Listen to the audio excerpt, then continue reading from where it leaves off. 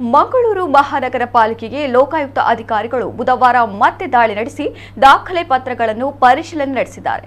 ಪಾಲಿಕೆಯ ಜಂಟಿ ಆಯುಕ್ತ ರವಿಕುಮಾರ್ ಎಂಬುವರ ಕಚೇರಿಯಲ್ಲಿ ಲೋಕಾಯುಕ್ತ ಅಧಿಕಾರಿಗಳು ಮಧ್ಯಾಹ್ನದಿಂದ ರಾತ್ರಿಯವರೆಗೂ ಕಡತಗಳ ಪರಿಶೀಲನೆ ನಡೆಸಿದ್ದಾರೆ.